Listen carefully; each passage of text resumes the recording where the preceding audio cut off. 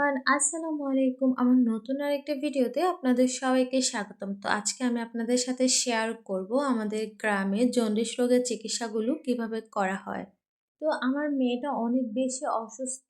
তো ওকে নিয়ে আমি চলে যাচ্ছি আমাদের ফরিদগঞ্জ কেরোয়া গ্রামে। মূলত ওইখানে জন্ডিস রোগের চিকিৎসা করা হয়। আর এটা আমাদের ফরিদগঞ্জ বাজার। দেখেন একদম সকাল টাইমে আমরা বেরিয়েছি, দোকানপাট সবকিছুই বন্ধ।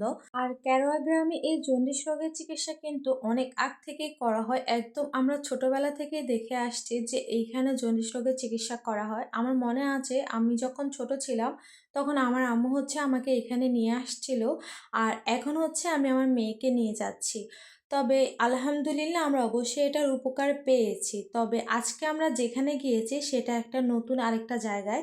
তবে এইখানে যে ২ টা জন্ডিস রোগের চিকিৎসা করা হয় বা ২ জন ব্যক্তি করে সেটা আমরা জানতাম না। তো যখন আমরা ঢুকেছিলাম তখন আমাদের কাছে অনেক বেশি অপরিচিত লেগেছিল। পরে তারপরেও আমাদের মনে হয় না যে আমরা অন্য আরেকটা জায়গায় এসেছি। আমার আম্মু আমাকে বলতেছিল যে এটা না, এটা হয়তো আমরা অন্য জায়গায় আসছি। উনি হাত ধোয়াচ্ছিল। তারপরে উনি আমাদেরকে বলেছিল যে একটা বোতল, আরেকটা আলু, আর একটা সরিষার তেল কেনার জন্য। তো আমরা কিনে নিয়েছি। আর দেখেন এখানে কিন্তু অনেক প্রচুর পরিমাণে ভিড় ছিল। দূর দূরান্ত থেকে মানুষ এসেছে। আমরা আগে যার কাছে গিয়েছিলাম উনি মাথা ধোয়াতো। তো উনি আমার মনে আছে উনি কিন্তু চুন-টুন কিছুই ব্যবহার করতো না। শুধু মাথায় পানি দিত। জন্ডিস থাকলে হলুদ পানি বের হতো, আর না থাকলে সাদা পানি বের হতো। তো উনি যেহেতু চুন দিয়ে ধোয়া ছিল, প্রায় আমি অনেকক্ষণ দাঁড়িয়ে বিচক্ষণভাবে দেখছিলাম যে সবার হাত থেকে কি হলুদ পানি বের হচ্ছে না এখানে উনি হাতও ধোয়াচ্ছে, মাথাও ধোয়াচ্ছে। তো দাঁড়িয়ে যেটা দেখলাম যে যাক আল্লাহর উপরে একিন করে এসেছি, দেখা যাক কি হয়। তো আসলে ভাবলাম যে যদি উপকার না হতো তাহলে তো আর এত মানুষ আসতো না। সবাই বলে যে ভালো। তো ফাতেমাকে উনি ৩ বার মাথা ধুইয়েছে। আর আমরা জানি যে চুন দিয়ে নরমালি যদি আমরা পানি বা আম গাছের ছাল কোনো কিছু ইউজ করি তাহলে দেখবেন যে চুনের পানিটা এমনিতেই হলুদ হয়ে যায়। এজন্য এটা নিয়ে আমার একটু ডাউট লাগতেছিল।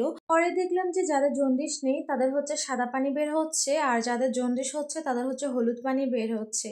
তো যাই হোক, কি করব, আমরা তো আর চিনি না। অনেক আগেই এসেছি, অটোওয়ালা আমাদেরকে এখানেই নিয়ে এসেছিল। তো ওইখান থেকে আমাদেরকে কিছু তদবির দিয়েছে, মানে আমার মেয়েকে খাওয়ানোর জন্য। আমি আপনাদেরকে দেখাই।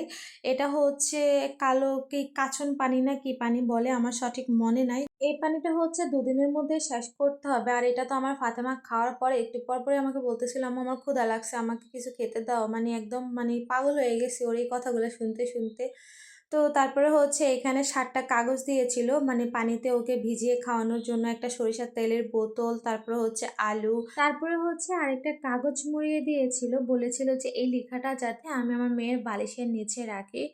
তো জানি না কতটুকু উপকারে আসবে, তবে আলহামদুলিল্লাহ আমার মেয়ে আগের তুলনায় এখন অনেকটা ভালো আছে। আর আমার ফাতেমা তো এটা খেতেই চায় না, ওকে জোর করে কত কিছু বলে যে খাইয়েছি। আর আমার কাছে মনে হয় যে ওনার থেকে যিনি মাথা ধোয়াতেন ওনারটাই সব থেকে বেশি ভালো হয়। তো এই ছিল আজকের ভিডিও। সবাই ভালো থাকবেন, সুস্থ থাকবেন। আল্লাহ হাফেজ।